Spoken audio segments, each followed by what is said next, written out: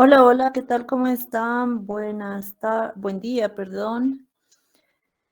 ¿Qué ha pasado hoy día? Hay muy poca gente en el curso. Buenos días, sí. Bien, con nuestro tema, estamos en el capítulo número 5 y de lo que estábamos hablando es de movimientos atmosféricos. ¿Ya? Así, bien.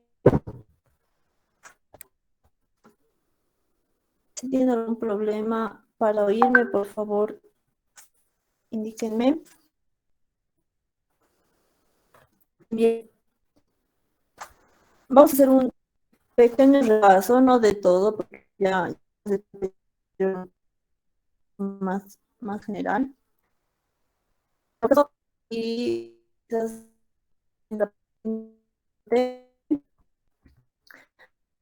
es que vimos 4 fuerzas que están afectando o que afectan. Hemos identificado 4. La primera, la fuerza de la gravedad, la fuerza del gradiente de presión o fuerza bárica, la fuerza de rozamiento y la fuerza de Coriolis. ¿Ya? De esas hemos desglosado cada una. Ya la conocemos, no hemos explicado bien la fuerza. El gradiente de presión significa variación de la presión, ¿no? Por lo tanto, esa fuerza de gradiente de presión o variación de presión significa, perdón, significa que hay una variación de presión en distintas regiones, ¿ya? Por lo tanto, esa diferencia de presión hace que exista el movimiento de los vientos, ¿no? Dice, mejor dicho, el movimiento atmosférico que genera los vientos como tal, ¿ya?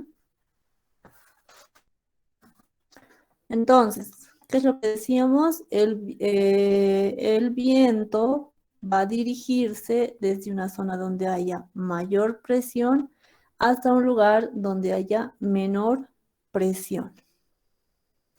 Y ahora les pregunto, porque es algo que en la anterior clase todavía había algunas dudas, ¿verdad?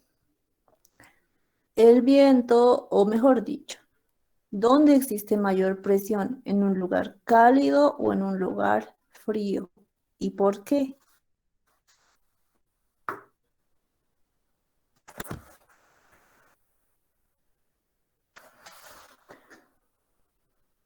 ¿Por qué? ¿Alguien sabe? Voy a habilitar yo mi cámara para que me vean. Creo que lo he deshabilitado. Ya. ¿Alguien sabe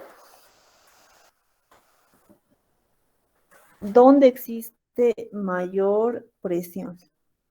¿En un lugar frío o un lugar caliente? ¿Se corta? Ah, ¿Qué? Cálido.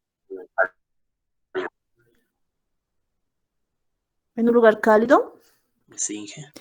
Lo mismo, pero que estamos repitiendo que la anterior vez. Eh, bueno, a ver, permítame un momento, voy a revisar el Wi-Fi.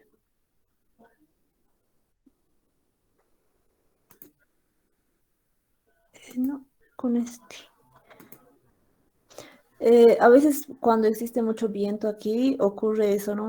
Un problema con la señal, pero si no se escucha nada o no se entiende nada, por favor díganme, ¿ya?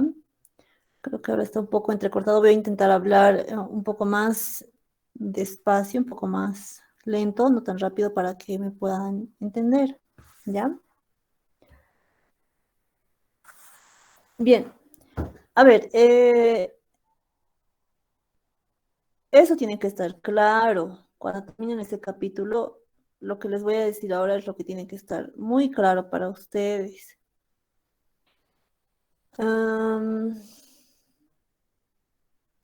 Decíamos que el aire, el volumen del aire, se puede expandir o se puede contraer, se puede volver pequeño o se puede volver más grande, ¿ya?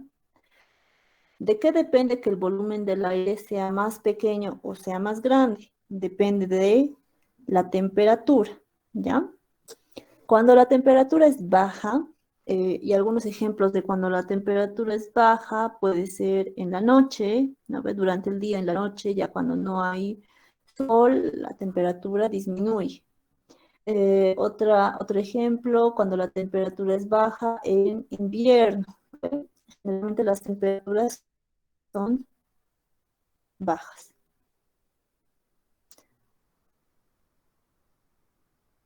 Y más bajas que durante todo el año. La temperatura disminuye, el volumen del aire también disminuye, ¿ya? Hasta ahí creo que está claro.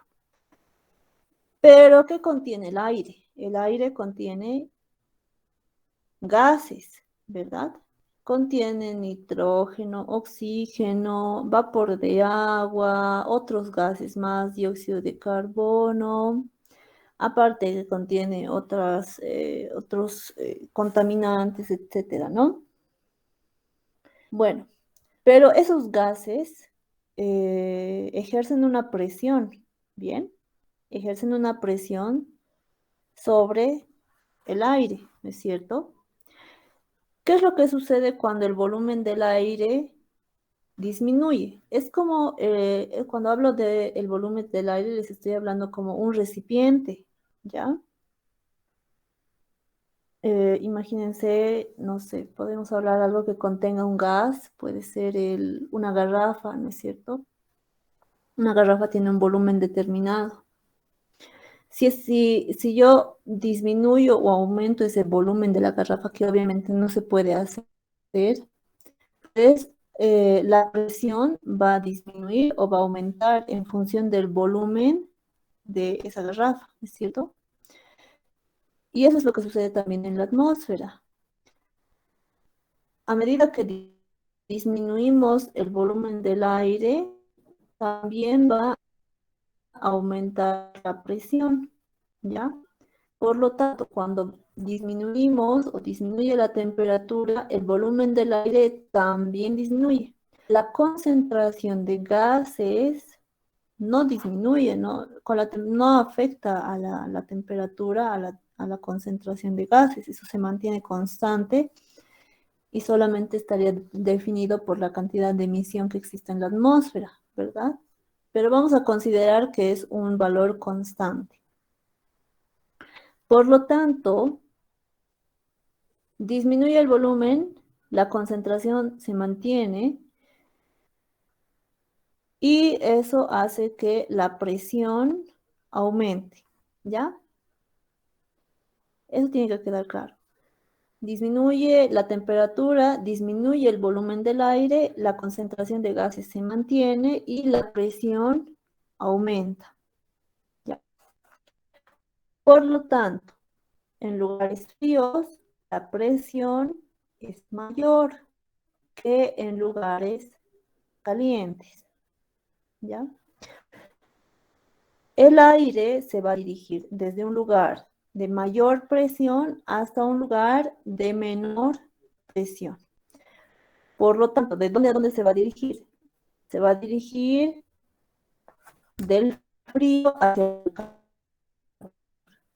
¿no es cierto?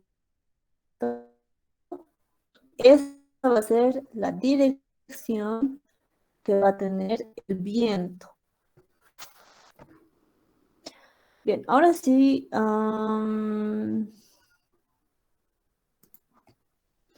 eso tiene que quedar claro. Y es pregunta de examen, por si acaso, un ejemplo, pero va a estar relacionado a esto, porque es lo más Es prácticamente lo que tienen que entender.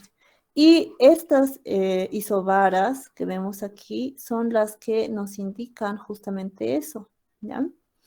Las isobaras indican la presión, ¿ya? En cada línea. Les decía hace tiempo, cuando llevábamos este tema, ustedes ya han llevado topografía y saben lo que es una curva de nivel, ¿verdad?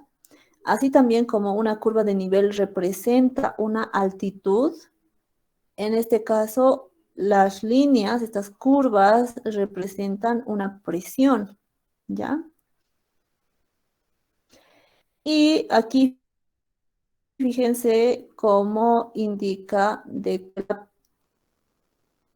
el viento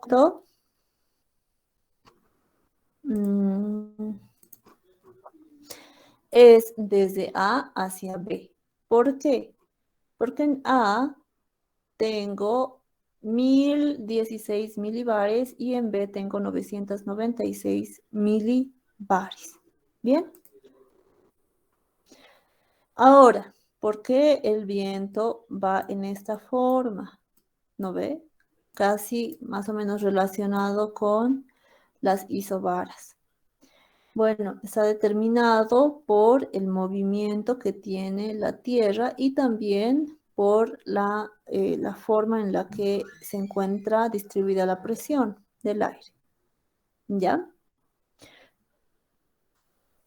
Esa es la respuesta. Entonces, bueno, esto es el gradiente de presión. También hemos hablado del efecto de Coriolis. Hemos indicado que la fuerza de Coriolis no es una fuerza como tal, ¿no es cierto? ¿Por qué? Porque la fuerza no se genera en el objeto, sino se genera a partir de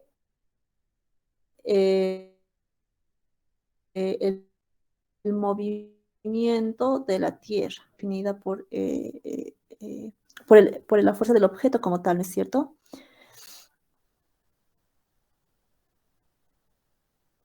En nuestro caso, la fuerza de Coriolis está dada por el efecto más bien que se produce en la rotación de la Tierra.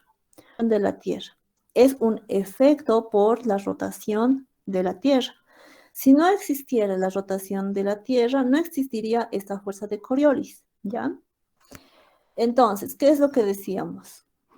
Que como la Tierra se encuentra rotando, ¿verdad? Ese movimiento se encuentra en un constante movimiento. Nosotros no lo podemos notar de forma directa, ¿no es cierto? En día a día nosotros no notamos esa velocidad. Eso se debe a el tamaño que tiene la Tierra. Por ese tamaño, por esa cantidad de masa de la Tierra, ese tamaño, no podemos sentir a la velocidad en la que estamos yendo como lo sentimos, digamos, cuando nos encontramos en una movilidad, ¿verdad? Sin embargo, la Tierra está rotando. Y al rotar la Tierra, también ese movimiento de rotación afecta al movimiento del aire y también afecta al movimiento de los cuerpos marinos, es decir, de los océanos y de los mares. ¿Ya? Por efecto de la rotación de la Tierra, entonces existe una desviación de la trayectoria del aire, ¿ya? Y creo que acá tenía un ejemplo, un gráfico que quería mostrarles. No, aquí nomás. Bien, entonces, ¿qué es lo que sucede? El normal movimiento que debería tener un cuerpo, que digamos parte desde este punto, fíjense donde estoy colocando mi puntero. Si yo Obviamente este caso es un ejemplo que no existe realmente, pero simplemente quiero que lo entiendan, ¿ya? Si lanzáramos un objeto desde este punto, de forma vertical, el objeto debería llegar hasta este punto, ¿no es cierto? Debería seguir esa trayectoria, ¿ya? La que se encuentra en la línea punteada. Sin embargo, como la Tierra se encuentra girando, entonces, en vez de llegar a este punto, el objeto va a llegar a este otro punto, ¿verdad? Si la Tierra no giraría, entonces, evidentemente, llegaría donde tiene que llegar. Bien, lo mismo sucede acá con esta línea azul. Si yo lanzo un objeto desde este punto hacia abajo, hacia el sur, la trayectoria que debería tener es esta, la línea punteada azul.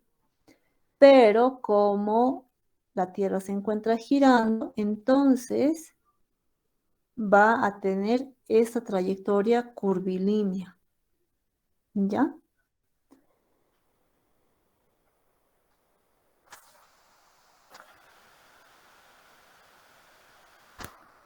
Eh, También en esto podemos colocar como ejemplo, realizan los vuelos los aviones, ¿no es cierto?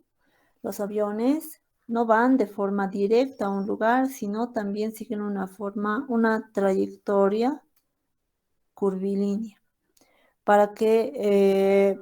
Justamente para calcular la trayectoria que va a tener un avión, hay que considerar este efecto, el efecto de Coriolis, y hay que considerar el movimiento de la Tierra.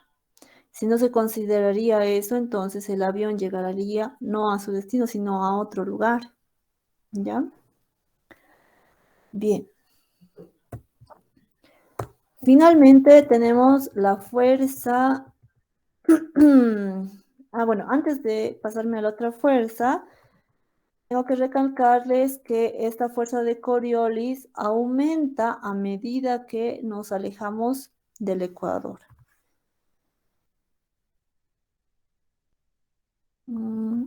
Cuando estamos en el ecuador, sobre la línea del ecuador, el efecto es nulo. Pero a medida que nos alejamos de la línea del ecuador, su efecto es mayor. ¿Ya? Finalmente hemos visto la fuerza de rozamiento, que les hacía una comparación cuando en física llevan ustedes dinámica, ¿es cierto? Dinámica, siempre para los cuerpos en movimiento se considera una fuerza de rozamiento. Y esa fuerza de rozamiento va a depender del tipo de material con el que se realiza el rozamiento. No solamente pasa con los objetos, sino también pasa esto con el agua, y en este caso estaríamos hablando que también pasa con el aire, ¿no es cierto? Entonces, todas aquellas superficies que tengan, bueno, no vamos a decir, tenemos que definir a esto como cualquier tipo de superficie va a actuar en contra de la velocidad del viento, ¿ya? Y lo que resulta es una disminución en la velocidad del viento. Podemos hablar de superficies como bosques, como colinas, montañas, mares. Cada una de estas superficies va a actuar de forma diferente en la fricción que va a tener el viento y su disminución también, ¿ya? ¿Por qué es importante entender esto? Porque les decía, no es lo mismo medir la velocidad del viento a 2 metros que a 10 metros de altura. De acuerdo a la altitud a la que midamos la velocidad desde la superficie del suelo, va a depender su valor, ¿ya? Entonces, eso es importante. Por lo tanto, lo que habíamos visto en la anterior clase es una forma de corregir ese valor. Hemos visto una fórmula que es bastante sencilla. Es esta. Esta fórmula nos ayuda a determinar la velocidad del viento a 2 metros de altura, ¿ya? Considerando de que hemos tomado el dato de velocidad del viento a una altitud diferente a 2 metros, ¿ya? Entonces, con la fórmula lo podemos ajustar. Para diferentes cosas, para diferentes valores, mejor dicho, se puede llegar a ajustar con fórmulas, ¿no? Que lo han desarrollado científicos, que lo han ido desarrollando a través de diferentes prácticas. Sin embargo, nada es igual a tener un valor medido y propio del lugar, ¿ya? A lo que quiero llegar es que no, por más de que hagamos ajustes en valores con fórmulas, esto simplemente nos va a ayudar un poco. No significa que va a ser un valor real, ¿no? Y evidentemente lo que más quisiéramos es tener valores reales, lo más precisos posible. Perdón.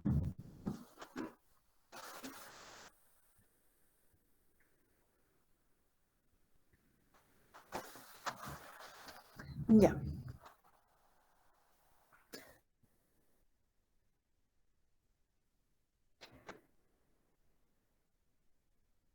Bueno, hasta ahí hemos hecho un repaso de lo que hemos visto. El día de hoy vamos a concluir con nuestro tema de movimientos atmosféricos, ¿ya? Y vamos a ver ahora algunas clases de vientos, ¿bien? Vamos a ver los vientos alisios, que son los vientos quizás más importantes que se tienen en el planeta y que también son parte de a la zona donde nosotros habitamos, porque nos encontramos en la zona tropical, ¿ya? Si vamos a hablar de la latitud, antes de que vaya a desarrollar un poco más el tema, siempre les voy a recalcar esto, ¿ya? Línea del Ecuador, latitud 0, ¿ya? Partimos de la línea del Ecuador, la latitud en la línea del Ecuador es 0 grados.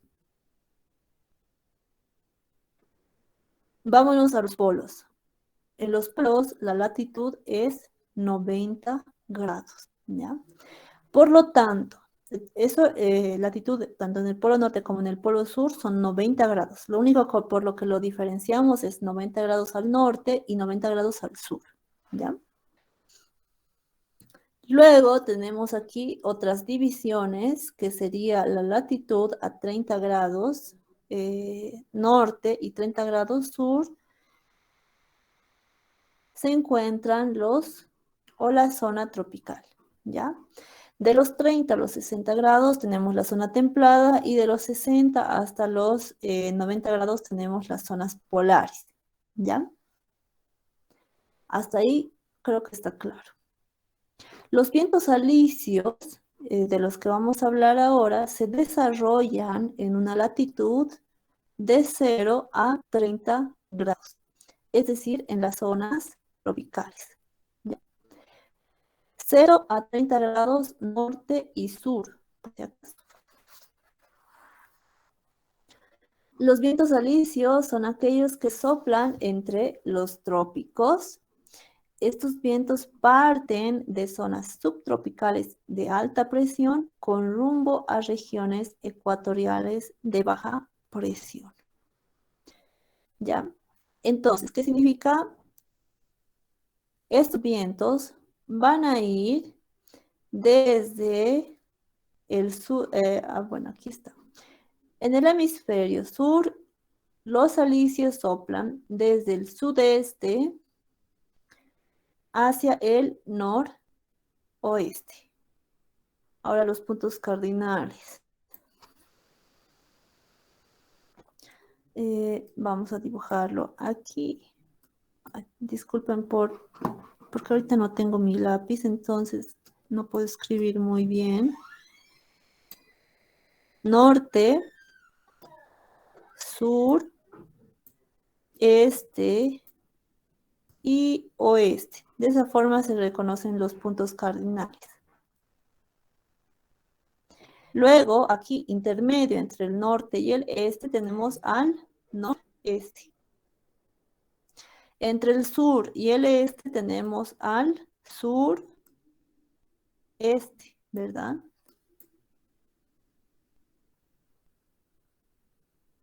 Entre el oeste y el sur tenemos al suroeste. Y entre el norte y el oeste tenemos al noroeste. ¿Qué es lo que dice? ¿Qué es lo que dice nuestro texto? Vamos a colocarlo con otro color. En el hemisferio sur, los alisios soplan desde el sudeste está aquí, hacia el noroeste, ¿ya? Hacia el noroeste. ¿Ven? Podríamos colocarlo directamente así, ¿cierto? Sin embargo, por el efecto de Coriolis, ustedes saben que la trayectoria del viento no se desarrolla de forma vertical, sino se desarrolla de una forma curvilínea, ¿ya? Y entonces, fíjense, vemos aquí a los alisios desarrollándose desde el sureste hacia el noroeste. Estos son los vientos alisios del sur. En el caso del norte, creo que aquí no está en el texto, pero sucede de la siguiente manera.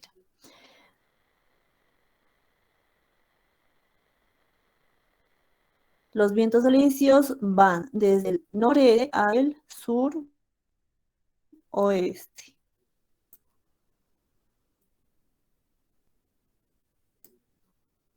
¿Ya?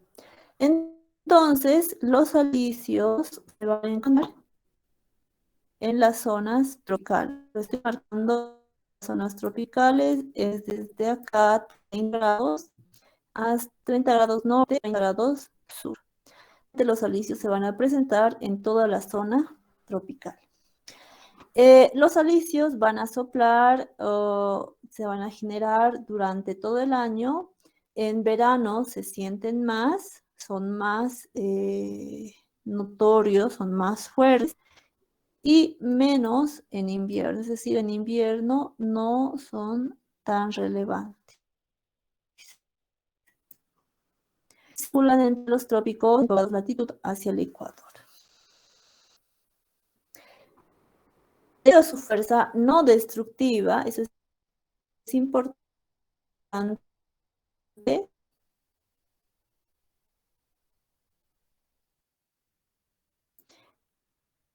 y a su marca, únicamente ha tenido una gran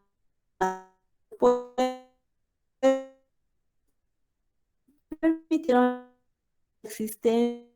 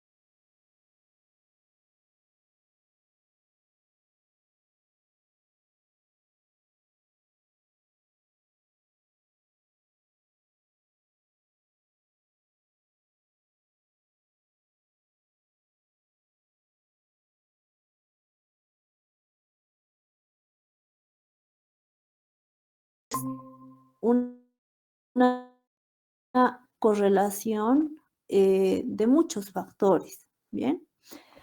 Entonces, vamos a analizar un poco el fenómeno del Niño.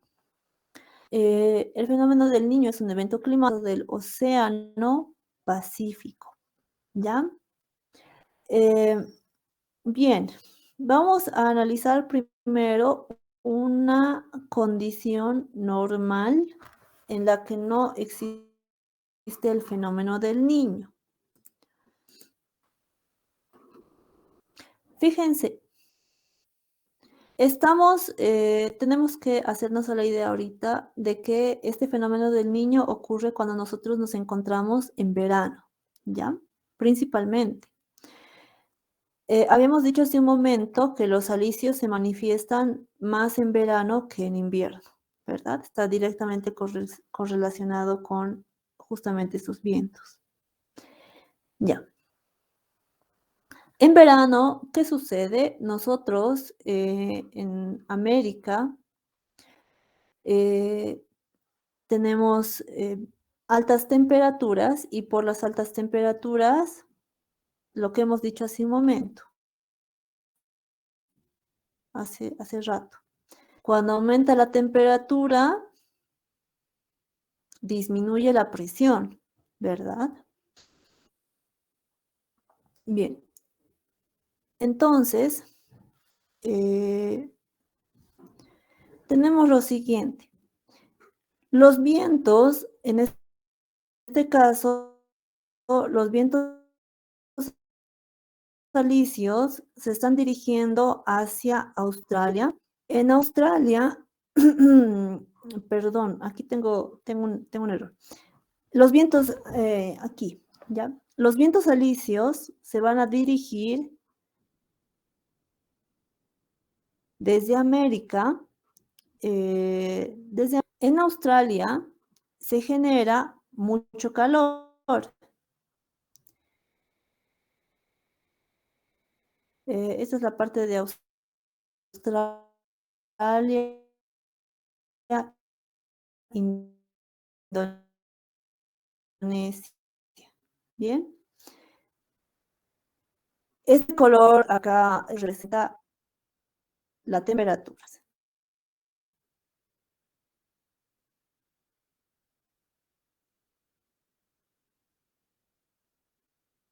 Es muy elevada. Eso todavía no lo comprenden bien porque no hemos llegado a ver todavía esta parte de precipitación, ¿no es cierto? Pero por el momento, entonces, cuando el viento se eleva, se enfría, ¿ya? Y al enfriarse se produce la lluvia. ¿Bien? Entonces, vamos de nuevo. El viento los alisios van desde América hasta Australia. Australia hace mucho calor y estos vientos muy calientes se elevan y se enfrían y producen lluvias, ¿ya?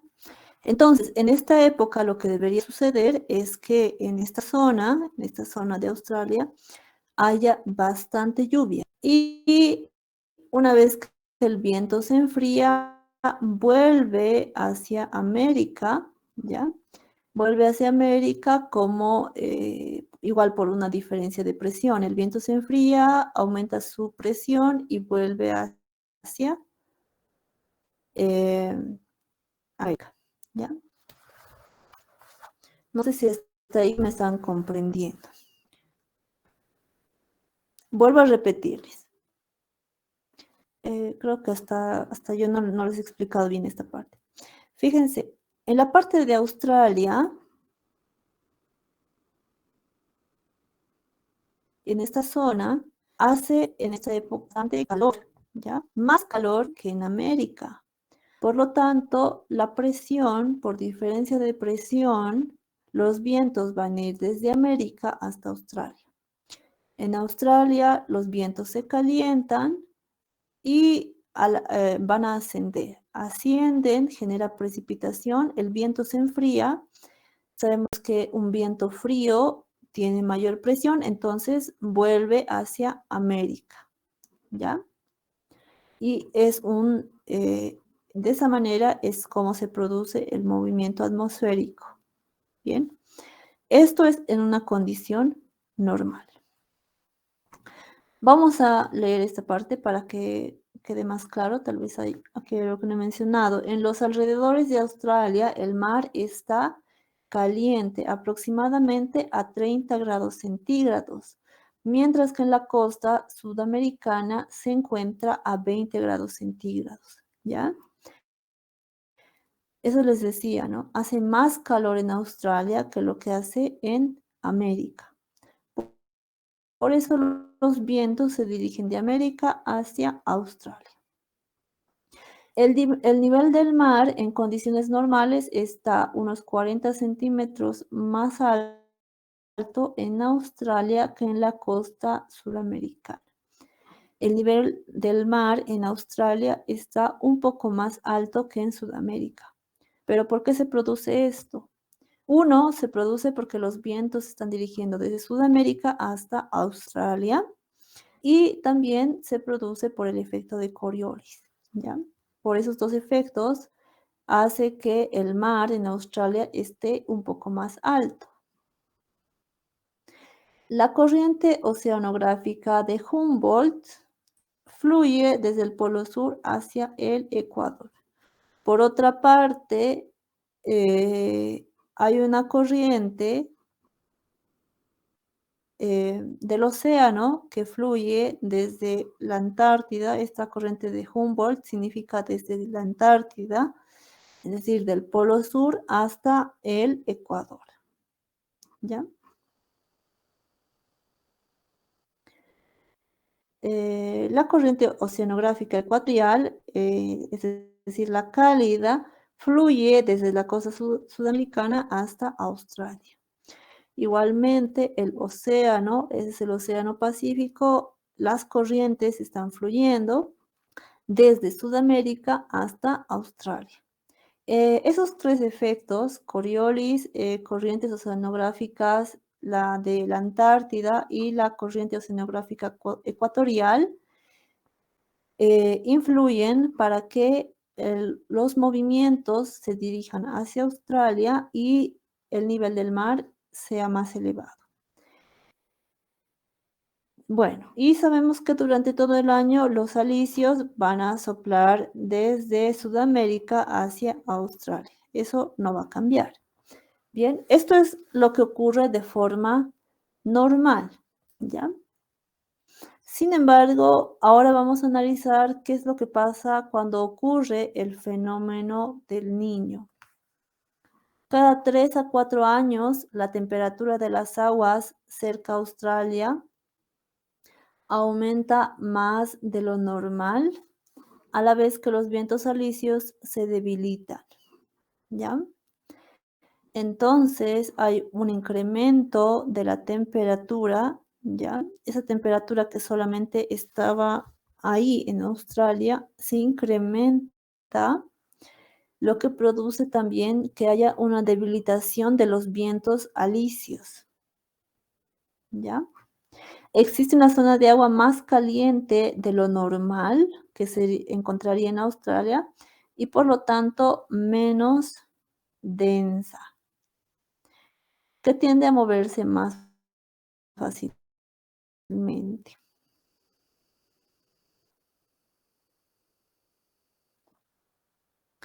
La fuerza que mantiene la zona de agua cerca de Australia, si este se debilita, se genera un desplazamiento de la masa de agua caliente desde Australia hasta Sudamérica. Ese es un mundo contrario a la de la situación normal. Siento que por efecto de estos movimientos, la altura del agua en Australia era 40 centímetros más. Sin embargo, como estamos indicando de que hay una debilitación de los vientos alisios, entonces ese nivel de agua que era mayor en Australia ya no lo es tanto, sino que parte de esa agua va hacia Sudamérica.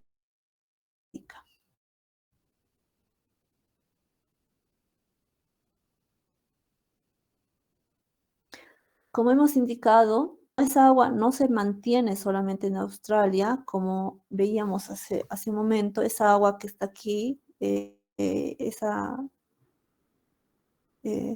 agua caliente simplemente se encontraba en Australia. En este caso, porque el viento alisio se debilita, parte de esa agua también llega a Sudamérica. Entonces, ¿qué es lo que provoca? Lo que provoca esto es que en Sudamérica incrementen las temperaturas de las costas, ¿ya? Eso afecta principalmente a todo lo que es Perú y Ecuador, que tienen costa en esta parte del Océano Pacífico, también Chile, ¿no? Entonces, ¿por qué nace el nombre del fenómeno del Niño? Pues nace porque justamente cuando hace mucho frío, cuando se produce una situación normal, estas costas generalmente son frías, ¿ya? La temperatura es muy baja y cuando las costas están con esa temperatura tienen bastantes peces, ¿ya? Cuando sucede este fenómeno de que las costas, el agua en las costas empieza a calentarse más de lo normal, entonces existe una disminución de la cantidad de peces que hay en la costa, ¿ya? Y este fenómeno justamente ocurría por cerca de Navidad. Entonces se dice que lo llaman el niño porque en Navidad saben que es el nacimiento del niño Jesús, ¿no ves? O sea, es una cultura.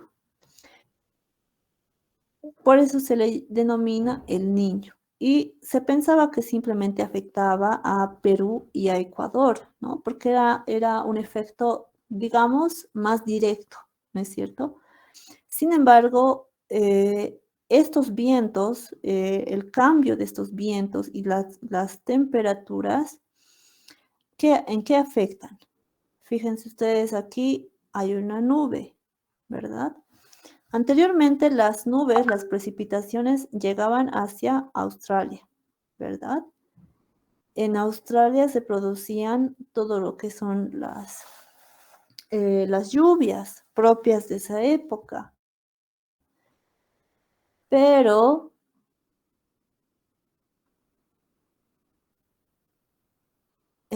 por efecto del niño, entonces llega a tener un efecto en las inundaciones.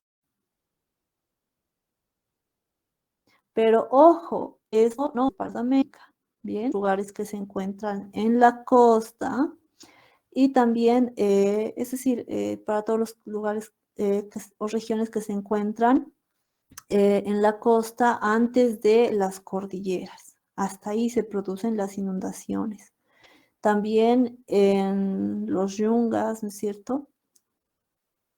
En el altiplano, el efecto del niño tiene un efecto contrario. El efecto es la sequía, no lluvias, sino sequía.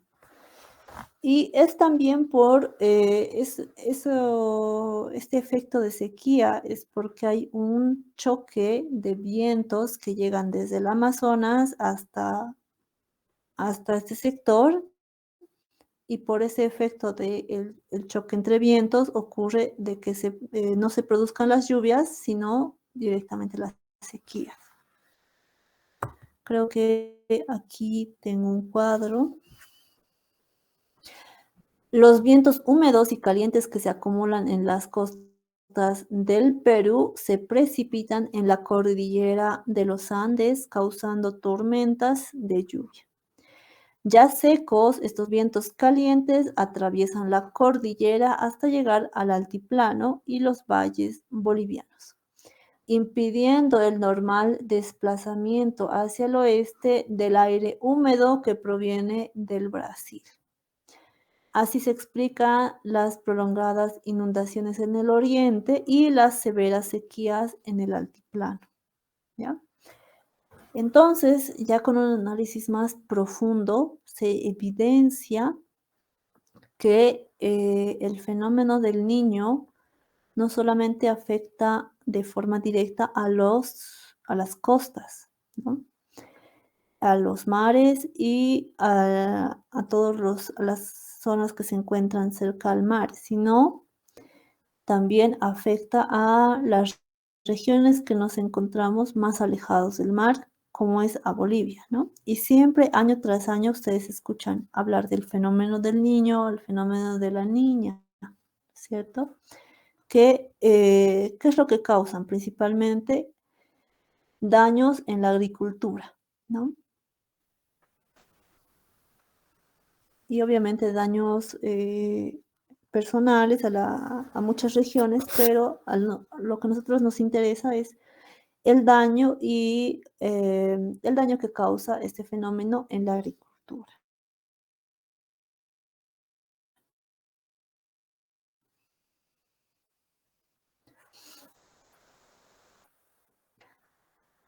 Este cuadro que está ver un poco lo que veíamos del efecto, como las aguas calientes que se encontraban en la costa oriental, en ese sector, se trasladan hacia la costa de Sudamérica.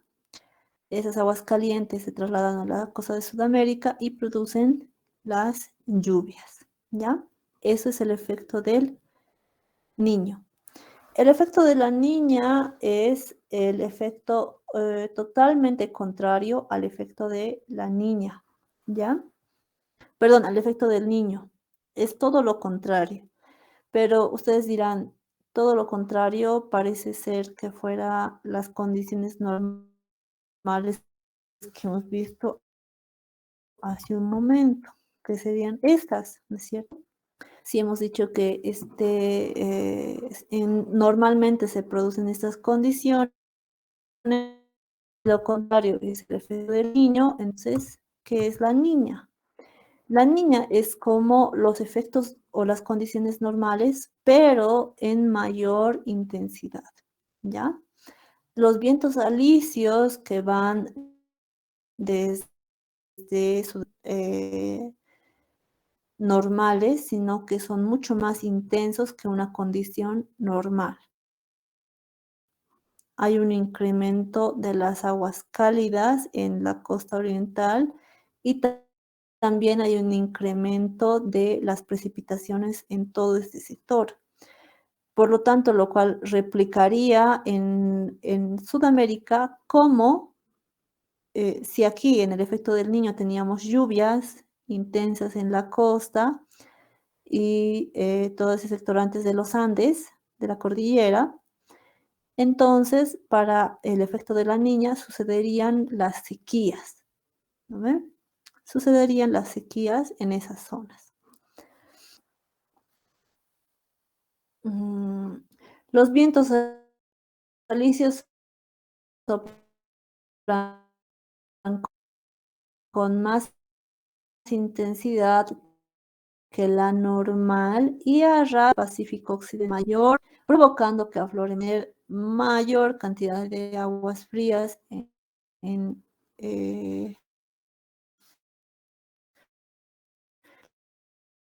las costas de Perú, Ecuador, África del Sur.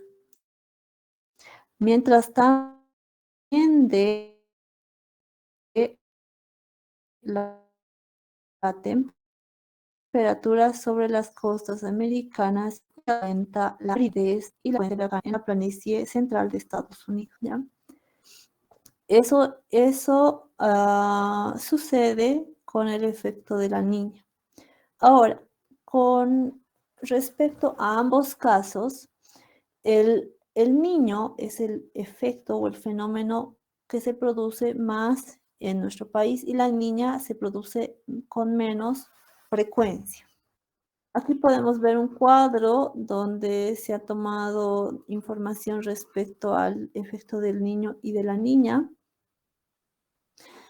Estos dos fenómenos son atmosféricos y oceánicos, es decir, donde actúa tanto las condiciones atmosféricas como la precipitación, temperatura, viento en la parte atmosférica, y en la parte oceánica serían los movimientos de los mares y océanos, que se presentan cíclicamente en periodos variables de 2 a 7 años. Como dicen, pueden ser de 2 a 7 años. No se sabe exactamente cuándo puede ocurrir. Generalmente eh, es un poco impredecible, pero son fenómenos que siempre han sucedido, ¿ya? Solo que como hablamos generalmente cuando tocamos el tema de Camaco, existen fenómenos que siempre han ocurrido, pero el cambio que existe es que la intensidad con la que suceden son mayores. Estos fenómenos tienen mayor incidencia en el Océano Pacífico y sus alrededores a la latitud del Ecuador. Las consecuencias que se generan afectan tanto el ámbito regional como el global, pues transforman el estado del clima en casi toda la Tierra.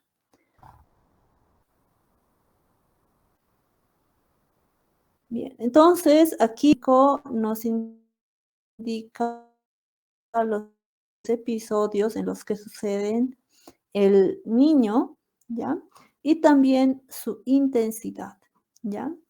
La intensidad del niño puede ser muy alta, como también en algunos años puede ser baja, ¿no es cierto? Puede ser alta, puede ser baja. Se puede definir más o menos cuándo puede ocurrir el efecto del niño, pero las consecuencias y la gravedad de los efectos pueden ser variables y difícilmente se pueden calcular, ¿no? Como pueden ver acá en el cuadro, en el color azul, los episodios de la niña son menos recurrentes y también inesperados, ¿no? Aquí han ocurrido en el año 1971, en el año 1974 al 76, y como les decía hace un momento, no significa que este año va a ocurrir el niño y al siguiente año la niña o algo así, ¿no? El fenómeno del niño puede durar, mejor dicho, 1, 2 años, 3 años, y también la niña puede tardar igual, años. Pueden ser periodos más cortos o periodos más largos de duración. Bien.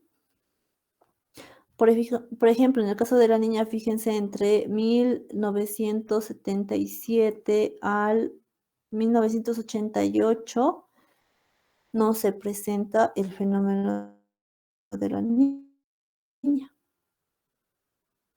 Ha sido bastante tiempo, casi 10 años de diferencia, ¿no? Y así.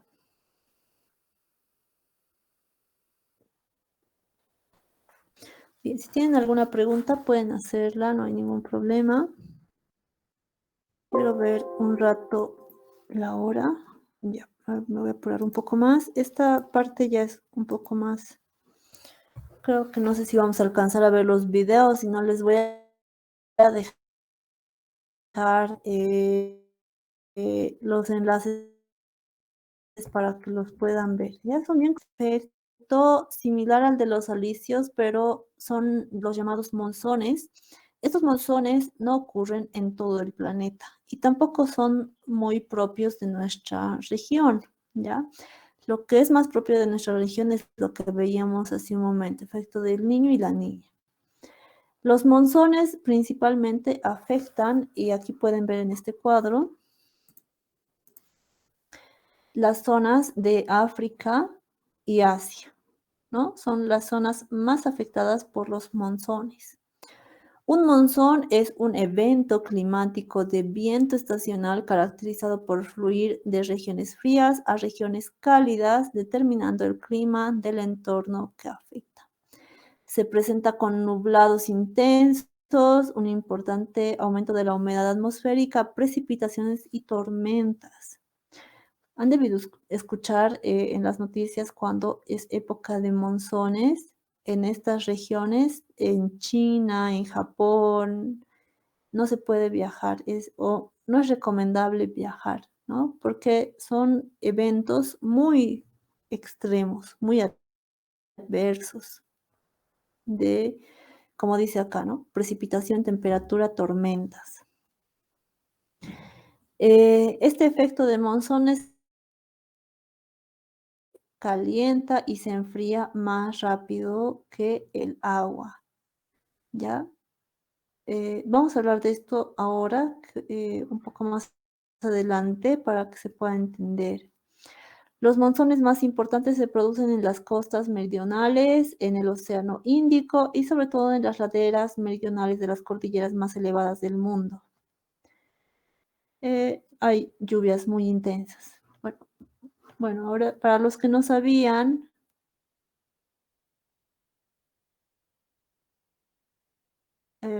porque generalmente salen las noticias, ¿qué es un monzón, no? Los monzones son efectos, ¿ya? Vamos a pasar ahora a ser un poco más específicos. Vamos a ver algunos tipos de viento, pero que son más propios de, ya no a gran escala, sino a una escala más pequeña para que puedan entender cómo se producen y las características de los vientos, ¿ya? A escalas más pequeñas, el calentamiento diferencial y el ascenso forzado de la topografía provoca la aparición de otro tipo de vientos llamados vientos locales. Esos vientos locales nos estamos refiriendo a, como dicen, ¿no? Locales, a regiones más pequeñas. Hace un momento nos estábamos refiriendo desde vientos que se mueven en todo el planeta de un continente a otro, ¿verdad? En este caso, vamos a hablar de vientos que son ya más propios de ciertas zonas. Los vientos locales son vientos que soplan en un área delimitada y entre los sistemas de baja y alta presión. Son más pequeños e influenciados por la geografía local. La proximidad a un océano, un lago, una cordillera puede afectar el viento local. Los vientos locales pueden afectar considerablemente a las condiciones del tiempo atmosférico y al clima a escala local. Como ven aquí en el cuadro,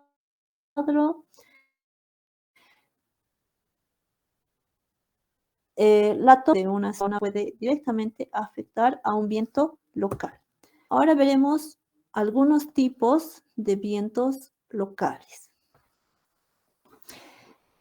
Primero, brisas entre la tierra y el mar. Permítanme un momento, por favor.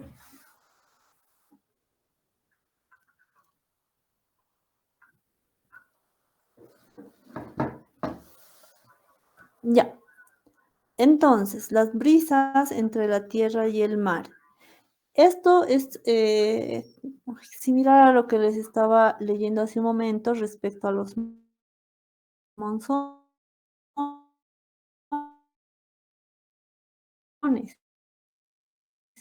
¿Ya? Sin embargo, aquí vamos a hablar a nivel más pequeño. Y el agua, características, ¿no es cierto?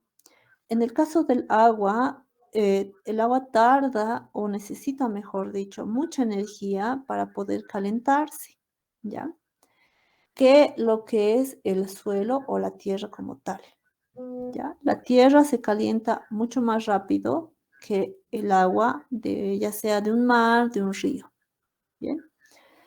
Entonces, imaginémonos que estamos muy temprano en la mañana, sale el sol y el sol irradia hacia el mar o el lago y hacia la superficie del suelo, ¿ya?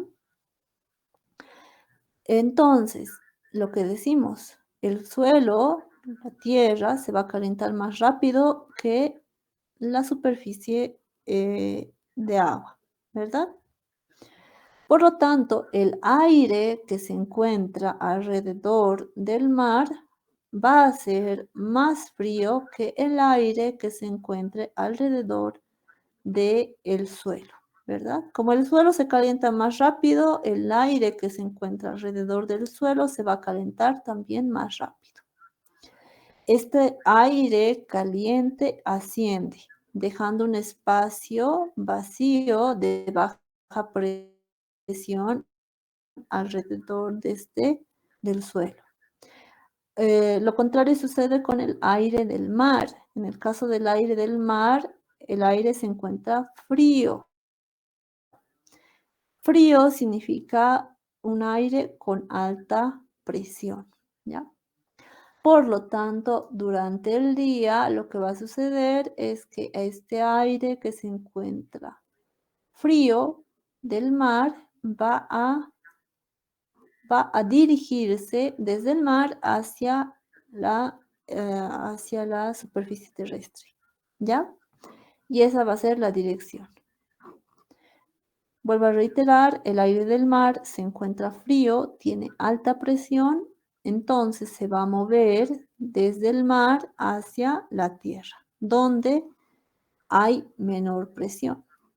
Este aire caliente que ha subido, que ha ascendido, se ha calentado, ha ascendido, sabemos que el aire cuando asciende se enfría y al enfriarse aumenta su presión. Aumenta su presión, por lo tanto se va a dirigir hacia el mar. Y es un ciclo, ¿no? Es algo cíclico el movimiento del aire. ¿Bien? Esto sucede durante el día. Durante la noche sucede el efecto contrario. ¿Por qué? Porque durante todo el día el agua del mar se ha calentado, ¿verdad? Durante todo el día el aire, el sol ha irradiado al agua del mar y ha hecho que se caliente.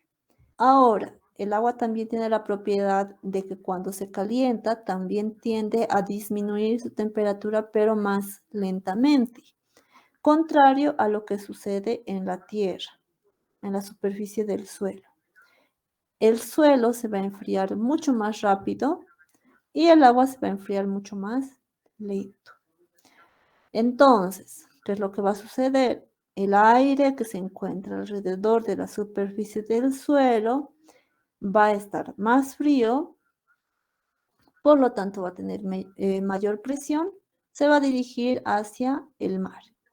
Y el área del mar que tiene un aire que está más caliente se va a elevar, ¿verdad? Va a haber aquí un vacío de presión, este aire se va a elevar y se va a enfriar y se va a dirigir hacia la Tierra, ¿ya? Y de forma cíclica se va a mover. Entonces, durante el día, ¿qué es lo que sucede? El viento se va a dirigir desde el mar hacia la superficie terrestre y durante la noche el aire se va a dirigir desde la superficie terrestre hacia el mar, ¿ya? ¿Ahí tienen alguna duda? Ahora, imagínense este efecto que estamos hablando de un mar. Imagínense ese efecto a proporciones más grandes, ¿no? A eso se referían los monzones, justamente por el efecto de los océanos, ¿ya? Y también cuando hablábamos de temperatura, siempre decíamos que un regulador de la temperatura del planeta son los océanos y los mares, ¿verdad? Porque actúan justamente en esa fase, y en realidad el que interviene de forma directa para regular la temperatura va a ser el viento. Pero los mares ayudan a que exista esa regulación, ¿no es cierto? Si no existieran mares, el calentamiento de la Tierra sería más fuerte. El mar hace que se pueda regular de alguna forma la temperatura durante el día.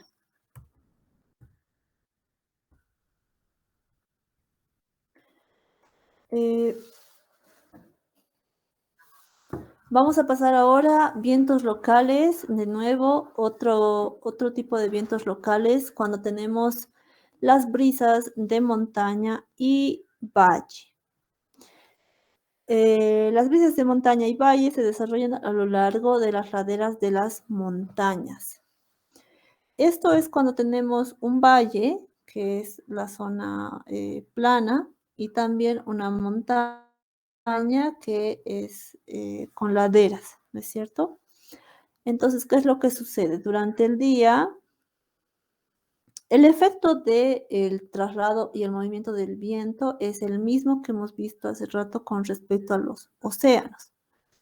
La diferencia es simplemente que son dos zonas diferentes. Veamos. En el caso de la ladera de la montaña, durante el día se calienta bastante, ¿ya? Se calienta de manera más rápida que el valle que se encuentra en la planicie, ¿no es cierto? Entonces, si en la ladera se calienta más rápido, esta zona se calienta más rápido,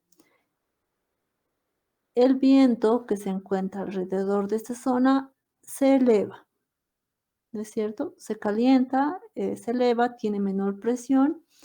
El aire de los valles tiene mayor presión, por lo tanto, el viento se va a dirigir hacia la ladera. Aquí decíamos, el aire tiene tiene menor presión porque se calienta más rápido, se eleva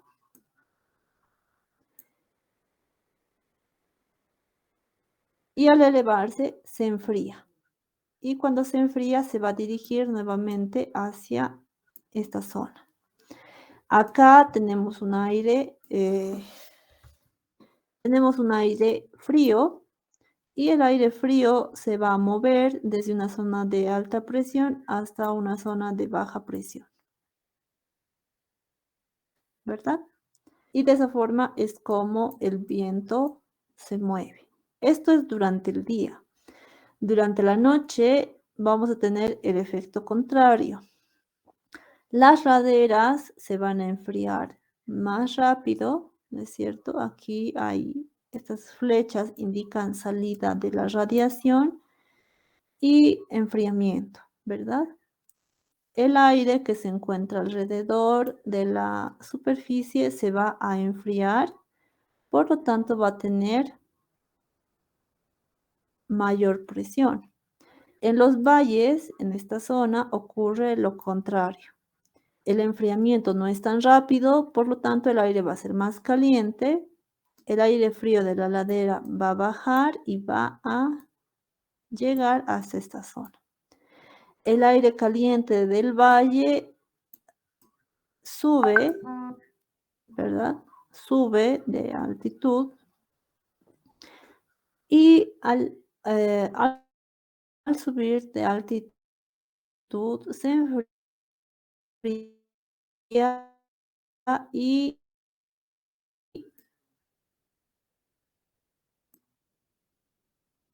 recorre la ladera. De modo sin aire.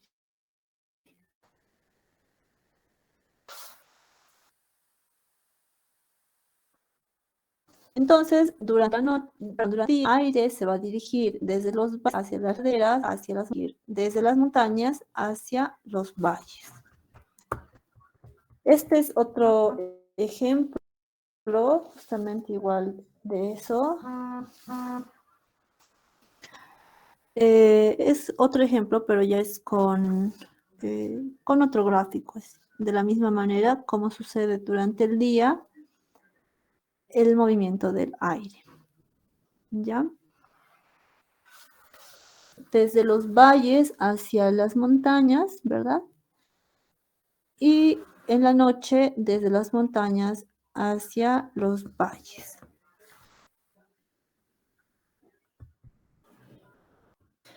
Bien, hasta esta parte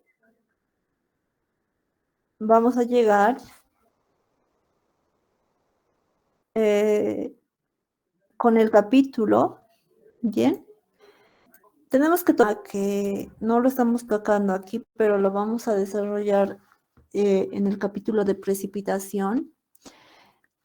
Ese tema de vientos está directamente relacionado con la precipitación, si ustedes se han dado cuenta, ¿verdad?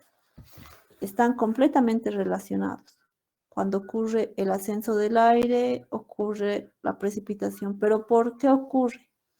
¿Y cuándo ocurre? Entonces, eso lo vamos a tocar en la precipitación. Asimismo, también vamos a tocar el tema de los frentes.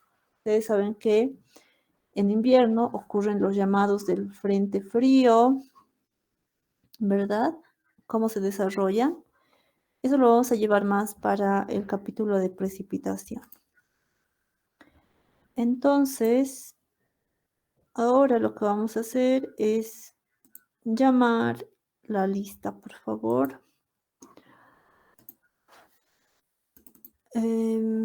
Como ustedes saben, me pueden dictar su nombre.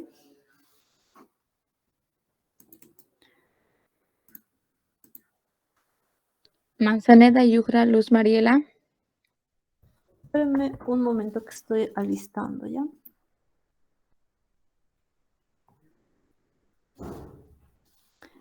Ya, ahora sí, por favor. Manzaneda Yujra Luz Mariela. Ya. Siguiente. Buenas tardes, Inge. Saucedo Vera Laura Tania. Saucedo Vera Tania, ya.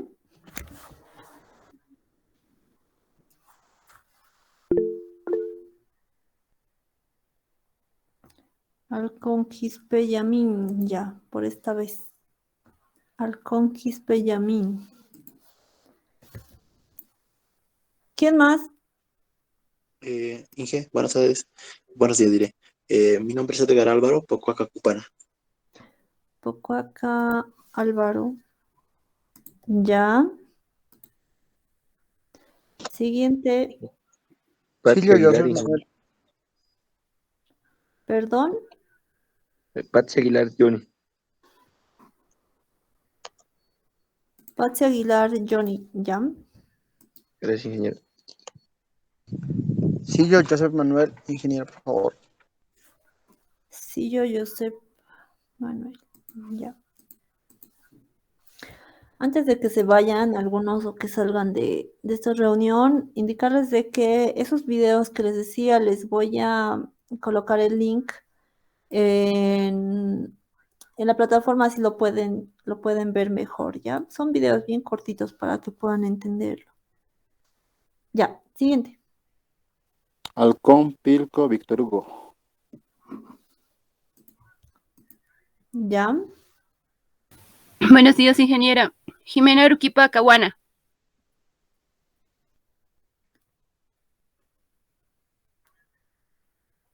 Aruquipa. Ya.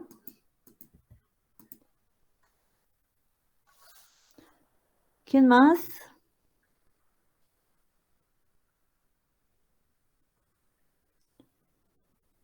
¿Hay alguien más que esté presente? Bien. Si no hay nadie más, entonces, hay algo más que teníamos que hablar. Y si ahorita me acuerdo.